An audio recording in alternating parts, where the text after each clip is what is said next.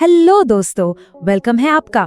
आज हम बात करने वाले हैं एक ऐसी चीज की जो हम सबकी प्लेट में होती है, पर हमेशा ना सेहत को लेकर एक सवाल बना रहता है उससे लेकर। जी हाँ, बात हो रही है सफेद चावल की। तो सबसे बड़ा सवाल, क्या सफेद चावल सच में हमारी सेहत का दुश्मन है? क्या हमें वाकई इससे डरने की जरूरत है?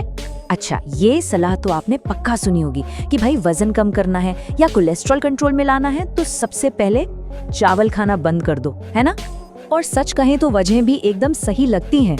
चाहे वेट मैनेज करना हो, कोलेस्ट्रॉल को कम करना हो या फिर ब्लड शुगर को काबू में रखना हो, बेचारे चावल को ही हमेशा विलन बना दिया जाता है।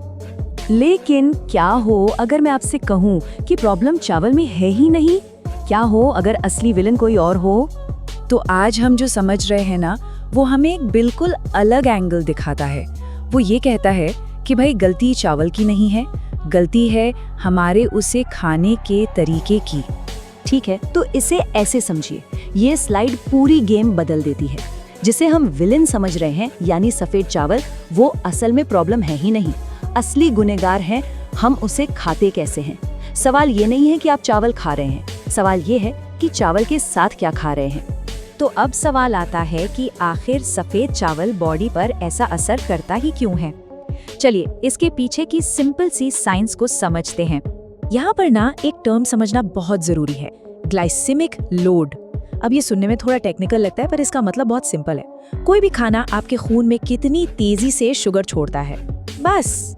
और सफेद चावल का ये ग्लाइसेमिक लोड काफी ज्यादा होता है। तो होता क्या है ना, जब हम सिर्फ सफेद चावल खाते हैं तो उसमें कोई फाइबर तो होता नहीं है जो पचने की रफ्तार को धीमा करे। नतीजा, चावल से जो शुगर निकलती है वो फौरन खून में पहुंच जाती है और इसी को कहते हैं शुगर स्पाइक। वैसे अगर आपको ये जानकारी अच्छी लग रही है तो इसे लाइक और शेयर करना ना भूलें और ऐसे ही और एनालिसिस के लिए चैनल को सब्सक्राइब जरूर करें। ठीक है, तो प्रॉब्लम तो समझ आ गई, लेकिन इसका सोल्यूशन क्या है? और मजे की बात यह है कि सोल्यूशन बहुत बहुत सिंपल और इफेक्टिव है। तो यहाँ सबसे बड़ी सीख ये है कि चावल को छोड़ने की कोई जरूरत ही नहीं है, बस उसे सही चीजों के साथ कंबाइन करना सीखना है। अब ये स्लाइड देखिए, ये सब कुछ एकदम क्लियर कर देगी।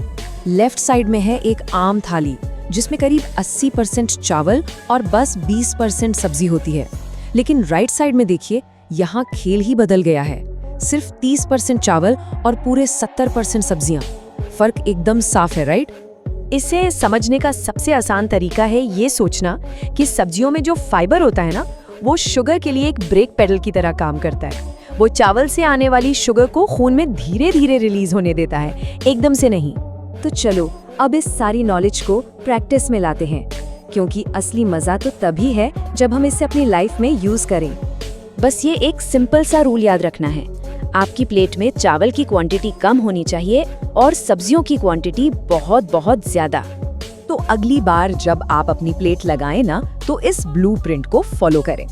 सबसे पहले प्लेट में ढेर सारी फाइबर वाली सब्जियां डालें, फिर अपना प्रोटीन ऐड करें और सबसे आखिर में थोड़ी सी क्वांटिटी में सफेद चावल। बस हो गया आपका एक परफेक्टली बैलेंस्ड मील तैयार।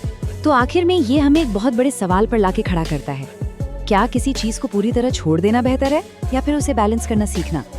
शायद असली हेल्थ का राज रिस्ट्रिक्शन में नहीं बल्कि इसी बैलेंस में छुपा है।